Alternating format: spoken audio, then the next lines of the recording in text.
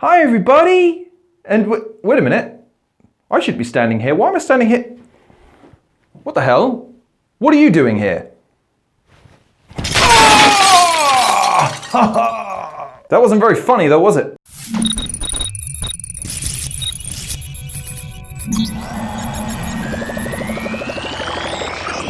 Hello and welcome to this edition of the Halcyon Show. My name is Lauren Wisely and I am going to be your host for this episode, and we're going to be talking about a game today. Children watching at home, don't try this at home, please. There's a generation of kids that won't be born as a result if you do. We're going to be talking about a game called Forbidden Punch. I've been looking for combat games to play. I like playing different genres of games to try and mix things up and try to combat apathy with the kinds of games that you see on Steam a lot. The indie games tend to have a repetitiveness in terms of the kinds of genres of games that they can produce. Occasionally you see something reasonably original, or you'll see a genre that's done really, really well and it will kind of kill that apathy. Other times that you just get bombarded. So, because I haven't played many combat games, I was looking for one, and I came across Forbidden Punch.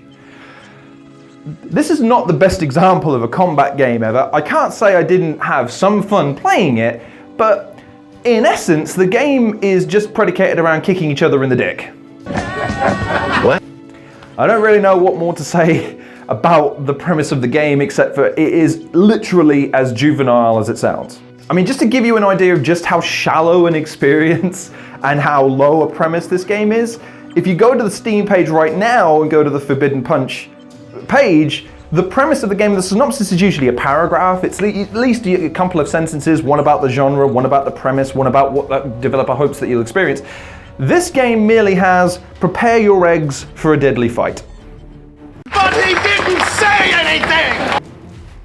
Again, is there really any more to say to that than literally the fact that the game is predicated entirely around attacking and defending your balls? It's basically the joke of the South Park Stick of Truth game in combat form. Like, you never, ever, ever fart on another guy's bars. This game takes that and goes, fart? Listen, bitch, I'm gonna punt these sons of bitches. Developed by Atriagames, it was released on the 21st of August 2019 and is currently priced at £1, but retails at £1.69, which is about $2, $2.50, something like that in America.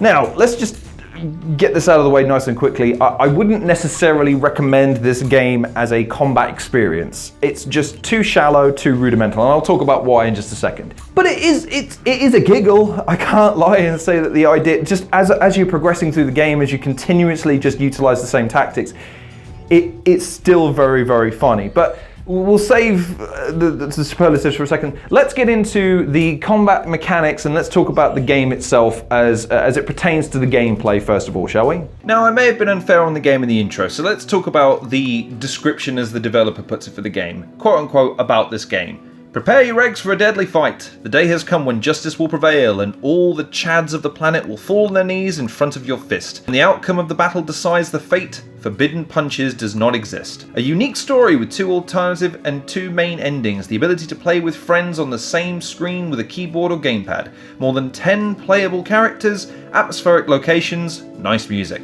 I'd agree with most of that. The nice music I would disagree with. The sound effects in this game are hit and miss to say the least, and the music doesn't really help build atmosphere in the slightest. As far as the atmospheric locations, I've got to be honest, they tend to blend into the background a lot because there's no interactivity with them, and the focus is on the gameplay, as bare minimum as that is. Unfortunately, the gameplay does devolve. If you've ever played the Penac Salat, I believe it's called, on Newgrounds, you've got the basic gist. You're jousting backwards and forwards, attempting to counter or catch your opponents as they're coming towards you, or catching them against the wall. The trouble is that the game often devolves into just pressing the kick button. You have 4 moves. You can defend, you can counter, you can flick with the fist, or you can kick. Now, obviously the kick does the most damage, so that's what you're going to be using to set up your kicks on the majority of occasions. As your opponent moves towards you, the punch is slightly quicker, so you can usually catch them on the counter more easily. But if you're timing it against the computer, it's going to be so easy to just land a succession of kicks until your opponent is knocked out. And as I made reference in other parts of this review, the trouble is that the kicks just do too much damage. Even in the hard mode, and by the way, this game does have 2 alternative modes, easy and hard,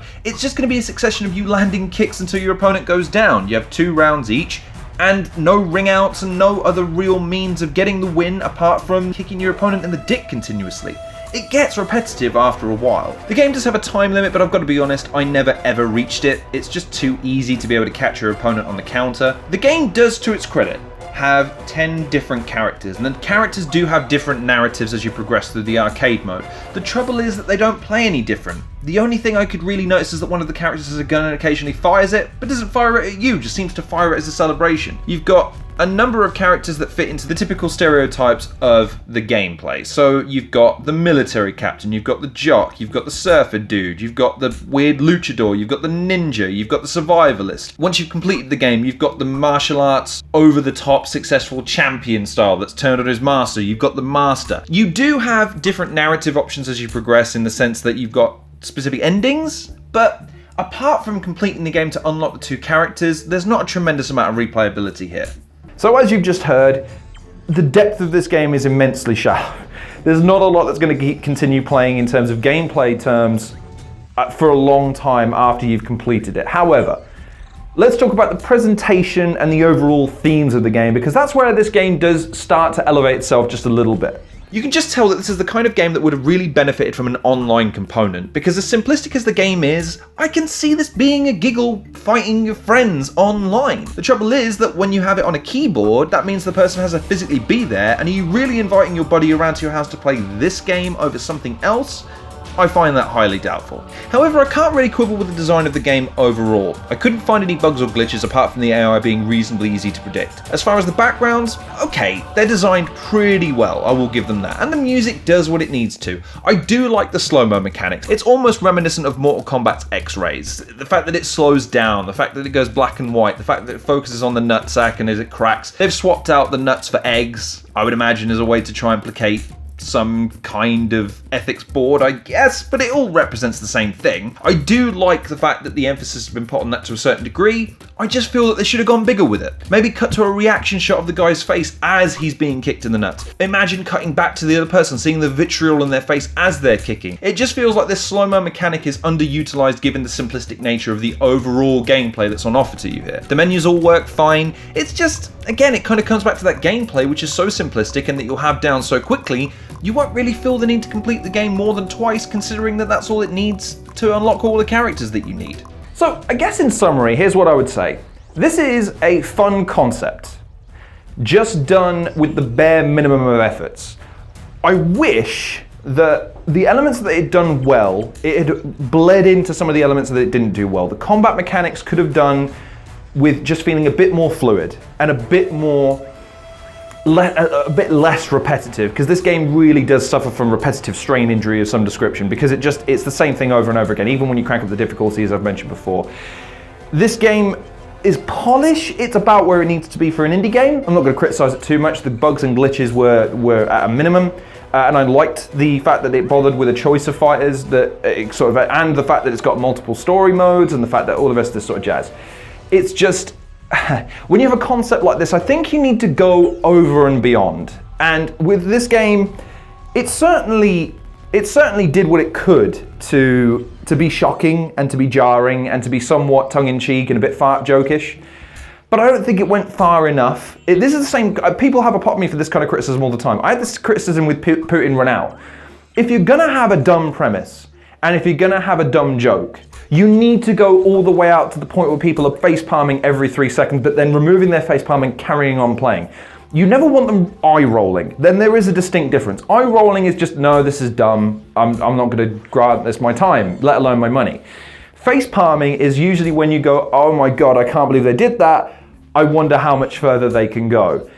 This game suffers from more of the former rather than the latter. And I think that if it refocused its efforts on being even more overtly, like a stamina meter, but for your dick. That would be funny, because it's like, oh my God, he can't take any more. The health and the dick are two different things, for instance. That would be quite fun, because then you could say, right, well, is it a dick KO? Does he pass out from pain, or did he get knocked out? I think if you had both combat mechanics, as in being able to kick punch, but then go for the dig as well, I think that would help, because then it would make the contrast between real combat and just it devolving into a dick kicking contest more fun than what the game is, which is just poking you, saying, haha, isn't this funny? Haha, isn't this funny? Haha, isn't this funny? And after a while, it kind of isn't. So maybe for another game, if the developer can think of a way to incorporate two different types of combat mechanics in the same game, therefore emphasizing the fact that you can devolve it into a simple dick kicking contest, that would be funnier from that perspective, I think. But what do you think? Forbidden Punch, a game that takes dick kicking to a whole new level, I guess you could say. Have you played it? Have you played similar games like this? Have you played other fighters that have got gimmicks along these lines? Or have you played other dick-oriented games that involve that kind of... I don't know where I'm going with this because I don't know if that's a genre of game that exists, but I'd be interested to see if the viewers out there have any prior reference to something that's similar. But leave me your thoughts in the comment section below. In the meantime though, thank you very much for watching this edition of the Halcyon Show. Please like, share and subscribe, and check out some of the content creators in the description below. Follow me on Twitter. Also feel free to go check me out on Defunct Games channel. Feel free to check out some of the other videos that I've been producing. Hopefully I'm going to keep with the 2 videos per week thing I've been promising for a while, so hopefully this is the second video of this week, in which case yay, if not no. Take care of yourselves, and I'll see you on the next episode of the Halcyon Show.